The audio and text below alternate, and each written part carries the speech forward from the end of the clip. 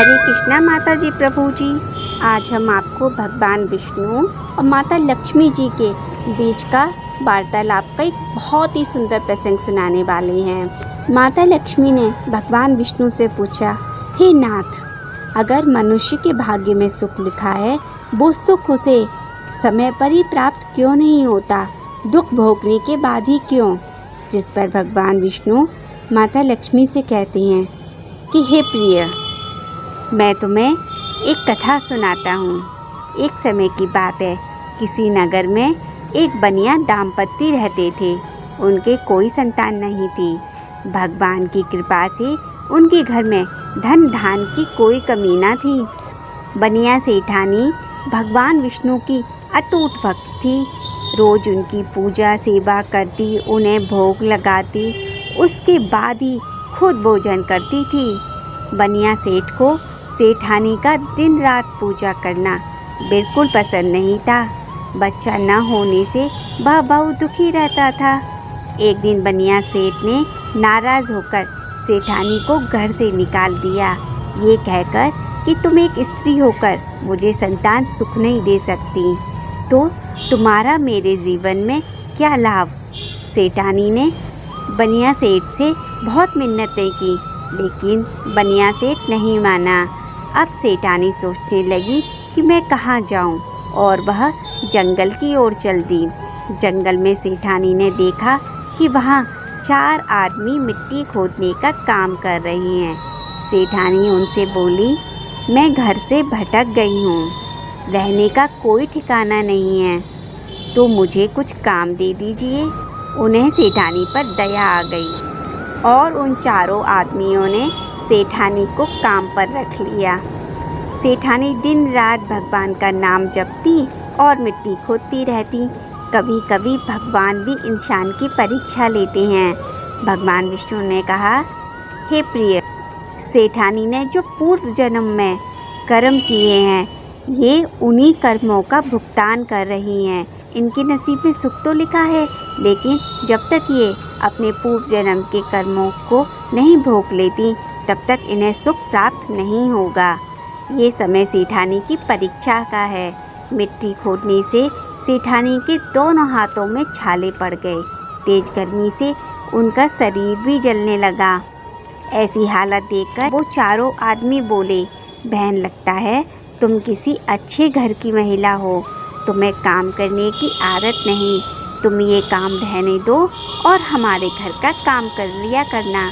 ये कहकर वो चारों लोग उस सेठानी को अपने घर ले आए और चारों अकेले रहते थे। उन चारों को खाना बनाना नहीं आता था। वो चारों मुट्ठी भर अनाज लाते थे और कच्चा ही खा लेते थे। सेठानी ने देखा तो उनको बहुत अजीब लगा। वो बोली, भैया, कल से आप 8 मुट्ठी अनाज लाना। उन्होंने सोचा शायद यह ज़्यादा खाती होगी, इसलिए ज़्यादा अनाज मांग रही है। अगले दिन वह 8 मुट्ठी अनाज ले आए। सेठानी ने बढ़िया सा भोजन बनाकर तैयार किया और हमेशा की तरह भगवान विष्णु को भोग लगाया। फिर सभी को खाने के लिए दिया। सब बोले, बहन, ऐसा स्वादिष्ट भोजन हमने आज तक नहीं खाया। सेठानी बोली, भगवान का भोग है तो स्वाद तो होगा ही। सभी आदमी सगी बहन की तरह उन्हें प्यार करने लगे और उनका ख्याल रखते थे। अब सेठानी के जाने के बाद सेठ जी का बुरा समय आ गया। आस पड़ोस के लोग कहने लगे, ये तो सेठानी के भाग्य का खाते थे। सेठ को बहुत पछतावा हुआ। उसे भी लगा कि उसने सेठानी के साथ गलत किया है। आखिर स्त्री ही घर की लक्ष्मी होती है और उन्होंने लक्ष्मी का अनादर किया है। इस पछतावे से एक दिन सेठ जी सेठानी को ढूंढने चल पड़े और वो उसी जंगल में जा पहुँचे जहाँ वो चारों आदमी मिट्टी खोद रहे थे।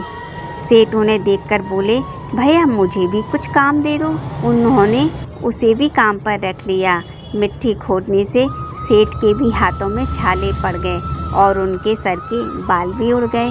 सेठ की ऐसी हालत देखकर वह चारों उसे अपने घर ले आए।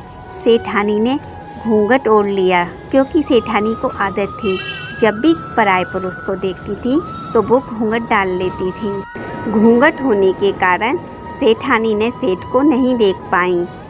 उन्होंने सभी लोगों को भोजन तैयार किया। हर रोज़ की भांति भगवान विष्णु को भोग लगाया और अपने चारों भाइयों को भोजन दिया। जैसे ही वो सेठ को भोजन देने लगी, तभी भगवान विष्णु ने उनका हाथ पकड़ लिया। सेठानी बड़ी हैरान हो गई। चारों बोले, बहन भोजन क्यों नहीं परोस रही, इनको भी भोजन दो। सेठानी बोली, मैं कुछ नहीं कर रही, मेरा हाथ तो भगवान विष्णु ने पकड़ रखा है। भाई बोले, हमें भी भगवान विष्णु के दर्शन कराओ। तब सेठानी ने भगवान से प्रार्थना की। भगवान विष्णु ने सबके समक्ष आकर सबको दर्शन दिए। सेठानी ने भगवान विष्णु के दर्शन के लिए जैसे ही घूंघट उठाया तो उन्होंने सेठ जी को देखा और सेठ जी ने सेठानी को, एक दूसरे को देखा। सेठ जी को अपने किए का पछतावा हुआ। उन्होंने भगवान विष्णु से माफ़ी मांगी और सेठानी को अपने साथ चलने को कहा। भाइयों ने अपनी बहन को बहुत सा धन देकर विदा किया। अब सेठानी के साथ सेठ भी भगवान विष्णु की पूजा करने लगे और इसके परिणाम से उनके घर में धन धान्य भर गया और कुछ ही समय में उनके घर में भगवान विष्णु की कृपा से एक पुत्र रत्न की प्राप्ति हुई। भगवान विष्णु ने जैसे बनिया सेठ और सेठानी पर अपनी कृपा की, वैसे इस जगत के सभी पर अपनी कृपा करें। हरि बोल। कथा समाप्त। मुलाकात होगी अगली वीडियो में। तब तक के लिए हरे कृष्णा।